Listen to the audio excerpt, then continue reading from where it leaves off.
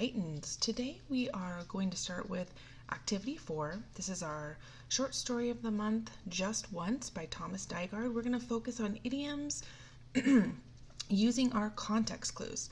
Okay, so here are the directions, idioms and context clues. Each sentence below contains an underlined idiom from the story. For each item, the first sentence comes directly from the story. So the first one comes directly from the story that we just read. The second sentence, same one here, gives additional clues about the idiom's meanings. Use the clues from both sentences to determine the best meaning for each idiom. Okay, so number 1 says, but the moose had a hang-up. That's our first idiom, a hang-up. And the second sentence says, Mom doesn't believe in superstitions, but Dad can't get over his hang-up about something bad happening on Friday the 13th.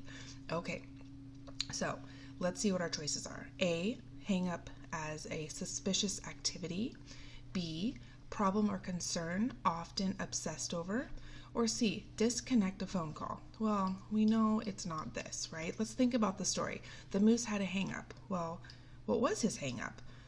We know that he wanted to carry that ball and he obsessed over it, right? So it must be B. That is our best answer. Okay, we know it's not a suspicious activity. The moose wasn't being suspicious. At least I don't think so. Okay, number 2. He didn't go public with his hang-up until the 6th game of the season. Okay, so let's think about that. He didn't go public. He didn't what? He didn't tell people about his problem or concern until the 6th game of the season. All right, the second sentence. The detective decided it was time to go public with the suspect's photo, hoping the public would help him in finding the dangerous man. All right, so if a police officer or detective here wants to go public, that means he's going to show people, right? He's going to tell people about it, show people, and we know that the moose wanted to tell people about his problem or his hang-up. So let's see what our choices are. We have A, reveal something to the public that was previously private. I'm going to think that it's probably that, but let's keep looking. B, visit a place that is open to the public.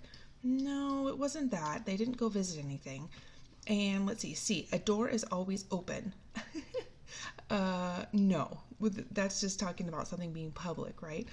So our best answer is A, reveal something to the public that was previously private. Okay, very good. Number 3, the Benton Height Tigers were duck soup for the Bears, as everyone knew they would be.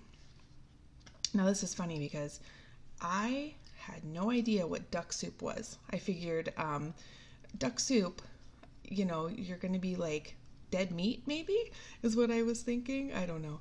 All right, but let's go to the next one. Max was overqualified and knew he had the necessary experience, so getting the job was going to be duck soup. All right, so let's look at this second one. Max was overqualified. That means he has a lot of qualifications. He's very good at what he does. He has the necessary experience, so that's also a good thing. So getting the job was going to be duck soup. So probably getting the job for Max was going to be easy. Okay. So let's check our choices here. For A, an easily accomplished task. I think that that's probably what it is, but let's keep looking. B, requiring great strength or determination. I'm not sure. I don't think so because Max was already overqualified and it was going to be duck soup. I don't think it's B. All right, let's see. C here. A trick or a trap laid out for an enemy. That doesn't really fit. That doesn't fit here for Max being qualified and the Tigers being duck soup. Oops. So let's go ahead and cross that out and say A. Yes, it's an easily accomplished task. All right, I hope that's what you said too. Okay, number 4. They all zeroed in on him, the moose alone. All right, so do you remember in the story when he was running with the ball and all of the tacklers zeroed in on him? They had to zero in on him because he was the guy with the ball. So if you're zeroing in, that means you're focusing on that one thing that's important. Okay, And let's look at the next one. The attentive doctor quickly zeroed in on his problem and offered a simple remedy. So he zeroed in on the problem, and he was able to fix it. So let's look at our choices here. A, worthless or not worth effort. No, we're not talking about that, are we? Okay, and B, determine something is not a problem. They all determined he wasn't a problem? No, I don't think so. I don't think that's the best answer. Let's look at C, directed attention to one particular thing. Yes, that's what they did. They zeroed in on him. All right, let's look at number 5. This is where it changes just a bit. It says, which idiom from the story means nearly the same thing as the underlined idiom in the sentence below? All right, so this was going to be a cakewalk. So cakewalk. We know now that cakewalk means something is very easy. Like, oh, it's a cakewalk. Easy peasy. So let's look at our choices here to see which one is the same. A is a hang up. Well, no, we know a cakewalk is not going to be a hang up because cakewalk means easy. Cakewalk, go public? No, not the same thing. Cakewalk as duck soup? Well, I think now that is our best answer. Now that I know what duck soup means, and you do too, that it's easy, we're going to have to use that in our everyday lives, huh? We're going to say, oh, this story time test is duck soup. Yeah, right. All right. And then let's go to D, zeroed in. Nope, we know it's not that, so let's go back to C. That's it. Duck soup. Easy peasy duck soup. All right. Let's keep going. Number 6. Oh, let's read our directions. Read each sentence below. Use context clues, we're good at that, to determine which meaning best fits the underlined word. Okay, here we go. Mrs. Shapiro is the most tolerant teacher at our school. She can put up with all kinds of nonsense and never acts impatiently. Well, that's good. That's a nice teacher. Okay, so she's tolerant. So let's see. If you put up with all kinds of nonsense and you never act impatiently, let's see.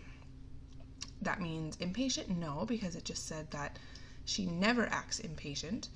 Let's see. Is she understanding? Probably, but let's keep looking. This is our best answer so far. Okay, let's keep looking. Is she permissive? No, she's not permissive because she puts up with all kinds of nonsense, but I'm sure she still doesn't let them get away with a bunch of stuff. And D, experienced. Probably so, but that doesn't mean she's tolerant. Okay, so note on that one, and we're going to go with B, understanding. If you're tolerant, you're understanding too. Okay, number 7. Mom didn't want to punish me, but Grandma reminded her that she had to set a precedent in order to make sure I wouldn't skip school again. All right, so let's see. If you are setting a precedent, you are setting an example. That is our best choice so far, but of course we got to keep going just in case there's a better one. Are you going to set a previous? No. Are you going to set a decision? No. Set a punishment in order to make sure I wouldn't skip school again. Well, this is another good choice if you're setting a punishment. But, this is not the best choice because you need to set an example. If we're using the words that they used in the sentence, she had to set and if we were to take precedent out and use the word example, it fits perfectly. So she had to set an example in order to make sure I wouldn't skip school again. Even though it is a punishment, but we already have punishment here. So, okay, example is the best answer. Let's look at number 8. Letitia sat alone in her room, needing time to ponder.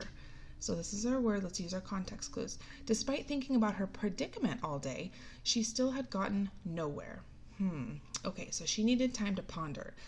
Did she need time to think about it carefully? Yep, that's our best choice so far, but let's keep going. Does she need time to decide? Well, maybe, because she's thinking about her predicament all day, but we don't know if she's deciding something. Is she building a case? Maybe, but is she worrying? Maybe. These are all actually good choices, but in order to do any of these things, decide, build a case, worry, you're still thinking about it carefully. So even though you're thinking about something carefully, you are still maybe deciding, building a case, and worrying. So thinking about it carefully covers all of these bases. So we're going to say, think about it carefully. That is our best answer. Okay. All right, number 9. Mr. Martin was a purist when it came to using proper English. He didn't allow the smallest deviation from traditional grammar. Okay, so Mr. Martin, he was a purist, and we're talking about using grammar, using correct and traditional grammar here, and he didn't deviate from it. That means he did not, I didn't mean to do that. That's funny. He didn't stray from it. He didn't go away from using correct grammar. He never used incorrect grammar. Okay, so let's look at our choices. If he's a purist, remember, is he someone who insists on correctness? Probably so. That's our best answer so far, but let's keep going. Is he B, someone who reads obsessively? Well, he probably does, but reading obsessively doesn't mean you're a purist. Okay, C, someone who is careless. No, I don't think so. I think if he's using correct grammar all the time and makes you use correct grammar, you're probably not very careless. You probably do care. Okay, and D, someone who helps others selflessly. Maybe he does, but we don't know that. So A, someone who insists on correctness. That is our best choice here. He insists on correctness. A. Okay, number 10. Saeed was the type of musician who received accolades from teachers, critics, and even strangers. No one could deny that he played like a prodigy. Okay, accolades. So if he's receiving accolades, that means that people really, really like him. They like the type of music he plays. They think that he's just a great musician. So let's see. Is he receiving criticism? Probably not. Criticism means you're, telling him what he can fix and, oh, that part wasn't good in the song, so here's what you need to do about it. That's criticism. Let's see. Praise. Probably receiving praise from teachers, critics, and even strangers. But let's keep going just in case that's not the best answer. Standing ovation. He might have received a standing ovation, but we know that he's receiving accolades from teachers, critics, and even strangers. That means he was receiving them again and again if he's receiving accolades. So it's not standing ovation, because that happens like once or maybe twice, but probably not the best answer. Okay, if he is receiving scholarships, he might be, but that doesn't fit here. Okay, so this is getting tricky on us, isn't it? He might have received some scholarships. We don't know, but that's not what they're talking about here. They're receiving praise, they're giving him praise. Best answer. Okay, number 11. Since the author was listed as anonymous, there's really no way to find out who wrote the stellar story. Something that's stellar is amazing and just wonderful. Very, very good. All right. And they're anonymous. So let's see. If the author was missing, probably not. I mean, they were. We don't know who it was, but the person isn't missing. The author's there. They wrote the story. We just don't know who it was, right? Okay, let's see. Since the author was listed as anonymous, does that mean they're average? No, because they wrote a stellar story anyways, so we know that it's not average in the first place, and anonymous does not mean average. Okay, since the author was listed as anonymous, does that mean that they're exceptional? No, even though they are, because they wrote a stellar story, it's not. That's not what it means. Anonymous is not exceptional. Okay, the last one is unidentified, and that is our correct answer. If you are unidentified, that means you are anonymous. So, okay, very good. Number 12. The hapless kitten was always stuck in a tree, trapped inside a pool table, or unable to find his way out of a garbage can. Oh my gosh, that poor kitten. Okay, so let's see, hapless. And this is not really a word that we hear very often, so let's figure it out. This poor thing, so we already know it's stuck in a tree, trapped inside a pool table, and can't get out of a garbage can. So do we think hapless means hopeful? Probably not. Probably not hopeful. Okay, the miserable kitten was always stuck in a tree, trapped inside a pool table. Maybe he's miserable. Let's keep looking though. Excited. Does excited mean the same thing as hapless? Well, I mean, he might be an excited kitten. If you've ever seen a kitten play, they are pretty excited. But I don't think that's our best choice here. How about unlucky? I am debating between these two here. So let's see. If it's a hapless kitten, is he miserable? Well, I would argue to say no, because if he's trapped inside a pool table, he's probably pretty curious and probably having a good time, getting stuck in the first place. And when he goes in that garbage can, he was probably pretty happy.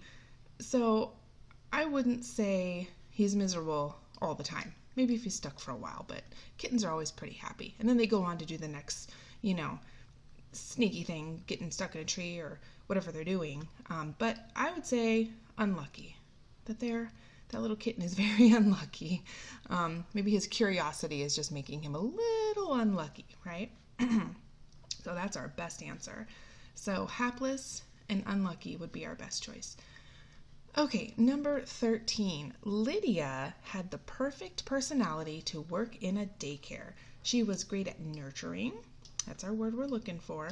Always offering the best care to even the most difficult child. Okay, so let's see our choices here. A, promoting. She was great at promoting in the daycare. No, not our best choice. Not even a good one, actually.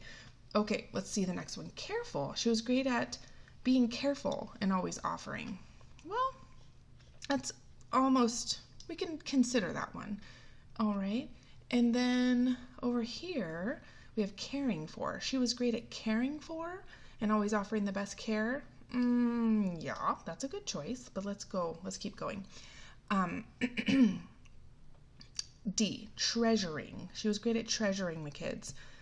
She might be good at that, but that's not really what makes you a good person to work in a daycare. So let's see. She was careful or caring for the kids.